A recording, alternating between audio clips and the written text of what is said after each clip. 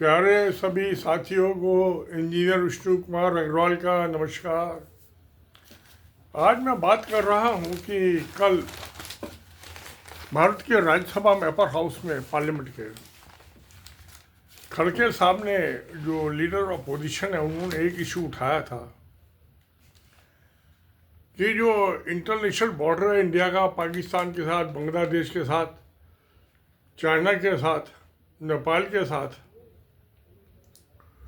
तो अभी तकरीबन ये गौतम अडानी को, जो हमारे प्रधानमंत्री के बहुत प्यारे दोस्त हैं, उनकी जो कंपनी है सोलर ग्रीन, उसको कच्छ में जो पाकिस्तान और इंडिया का बॉर्डर है, गुजरात स्टेट का पार्ट है वो, उसके 1 किलोमीटर के डिस्टेंस पे अपने सोलर पैनल लगाने के लिए परमिशन दे दी।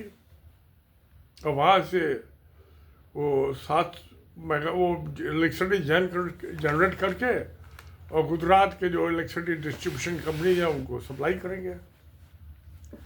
जहाँ तक इलेक्ट्रिसिटी जनरेशन करके और स्टेट इलेक्ट्रिसिटी बोर्ड को पावर सप्लाई करने का सवाल है, उसमें तो कोई दिक्कत नहीं है, तो अच्छी बात है, क्योंकि solar power is the cheapest power है, नॉन पोल्यूटिंग। मगर यहाँ सवाल नेशनल सिक्योरिटी का पैदा हो जाता है, क्योंकि पहले जो था ये गवर्नमेंट इंडिया का ऑर्डर था कि जो इंडिया के इंटरनेशनल बॉर्डर था पाकिस्तान के साथ, चाइना के साथ, नेपाल के साथ, बांग्लादेश के साथ, भूटान के साथ, तो उसके 10 किलोमीटर तक बॉर्डर से 10 किलोमीटर तक कोई इंडस्ट्री, कोई बिल्डिंग नहीं बनेगी। वो गांव के छोटे मोटे मकान होते हैं, उसकी कोई बात नहीं हो, तो पुराने हैं ट्रेडिशन, बट कोई परमानेंट स्ट्रक्चर नहीं लगाया जाएगा, कोई इंडस्ट्री फैक्ट्री नहीं लगाई जाएगी, कोई मैन्युफैक्चरिंग नहीं होगी। और अभी मुझे याद है तकरीबन 2 या 3 साल पहले गवर्नमेंट ने एक और ऑर्डर इशू किया था, उसको 10 किलोमीटर से बढ़ाकर 12 किलोमीटर कर दिया था, बढ़ा दिया था। तो जो नॉन बीजेपी की सरकार है, जैसे पंजाब में आम आदमी पार्टी की सरकार है, बंगाल में ममता बनर्जी की सरकार है, इन्होंने उसको अपोज किया था, मुखालफत की थी उस ऑर्डर की कि ये गलत है, हमारी तो पॉलिटिकल रूलशिप खत्म हो गया।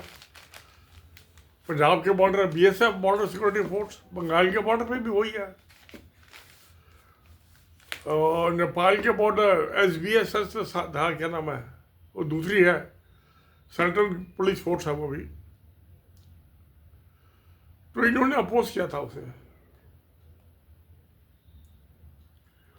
मगर ये 2-3 साल पुरानी बात है कि बॉर्डर पे कोई सिक्योरिटी का टैक्स वगैरह चलते हैं, लैंड माइन्स लगानी पड़ती हैं कि अपोजिट दुश्मन की कोई पार्टी आ जाए तो लैंड माइन ब्लास्ट हो गए, फट जाए, उसका टैंक ब्लास्ट हो जाए, आदमी आए फौजी वो भी मर जाए, आर्मर्ड व्हीकल था वो भी डिस्ट्रॉय हो जाए। तो वो जो क्वेश्चन है, जोन जो है वो सिक्योरिटी जोन है 10 से बढ़ा के 12 किलोमीटर का किया। अब इन्होंने क्या काम किया भाई, डायरेक्ट तो अडानी साहब को देने में समस्या खड़ी हो जाती, तो रास्ते तो 1001 निकाले जाते ना। Solar energy corporation of India, ये सेंट्रल गवर्नमेंट का अंडरटेकिंग है, ऐसा 2010 में बना था,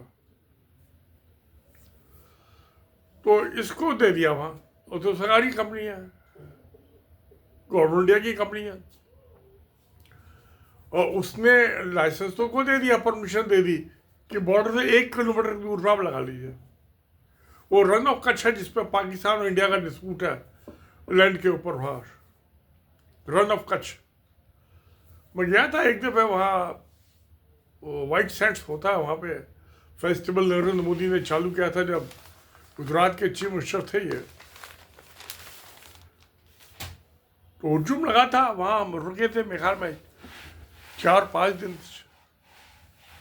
पूरा परिवार, मैं, मेरी बेटा बेटी, सब परिवार फैमिली जो थी असेंबल हुई थी वहाँ।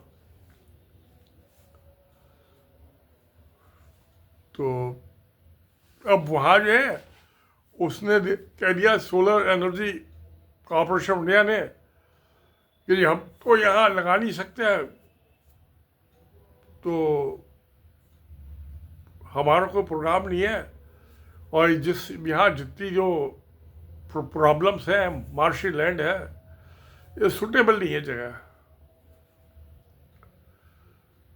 तो गवर्नमेंट लिया उसको, भाई एनवायरमेंट मिनिस्ट्री होती है और भी बहुत सी अप्रोच लेनी पड़ती हैं। तो जो गवर्नमेंट या अंडरटेकिंग होती है, सरकारी कंपनी, उसको आसानी से मिल जाती है सारी अप्रोच, कोई अड़चन नहीं आती। अब जब सब सारी अप्रोच मिल गई प्यारे दोस्तों, तो उसके बाद जो है उसने सरेंडर कर दिया प्रोजेक्ट, और अडानी ग्रीन्स को मिल गया। सारी अप्रोच जो है हुई हुई है, ऑलरेडी हुई हुई है, वो लगाने हैं सोलर पैनल। बल्ले बल्ले हो गए अडानी की, हींग लगे ना फटकरी, रंग चोखा चोखा है, कहावत है ना दोस्तों। तो बिना कुछ करे धरे सरकारी कंपनी को जो सारी मिनिस्ट्रीज ने, रेगुलेटरी बॉडीज ने परमिशन दे दी थी, और डिफेंस मिनिस्ट्री से भी क्लियरेंस हो गई, भाई सरकारी कंपनी उसको कौन रोकेगा। और उनकी सुन कौन रहा है डिफेंस मिनिस्ट्री वालों की, फौजियों की। और दो वोटरी पेटी वालों की कोई नहीं सुनता।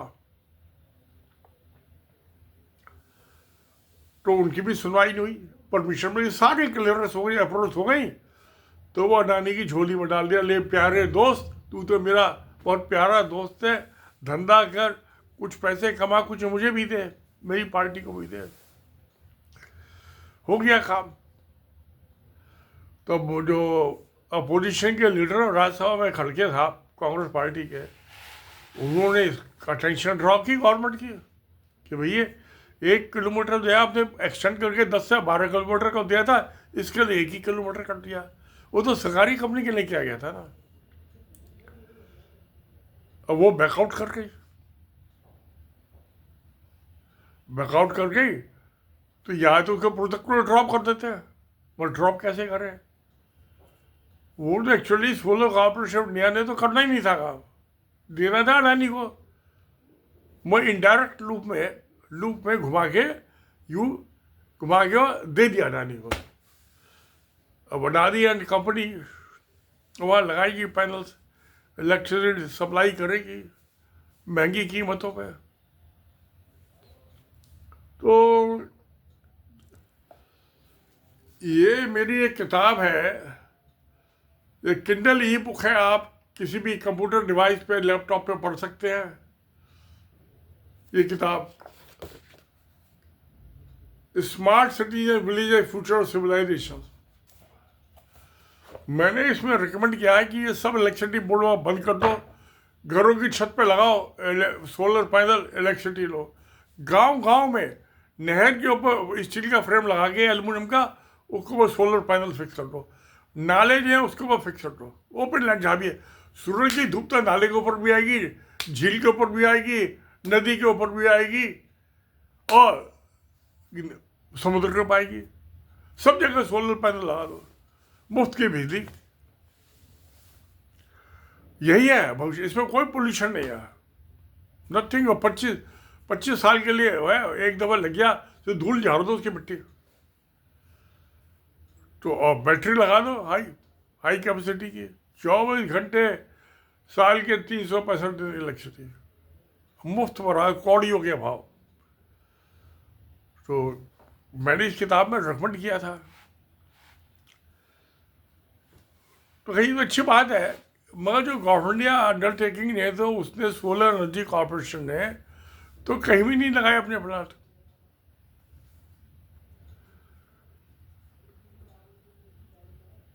तो क्या ये लगा ले भाई चल। मगर जो बॉर्डर की सिक्योरिटी, इंटरनेशनल बॉर्डर की थी, वो डिफेंस ऑफ इंडिया, उसका क्या हुआ, उस एस्पेक्ट का क्या हुआ प्यारे दोस्तों? सोच के बताइए। कुछ लगे बात कि हाँ भाई इससे सिक्योरिटी में, नेशन की डिफेंस में कुछ अड़चन लगेगी, तो प्लीज़ कमेंट बॉक्स में लिख दिए एक छोटा हाँ।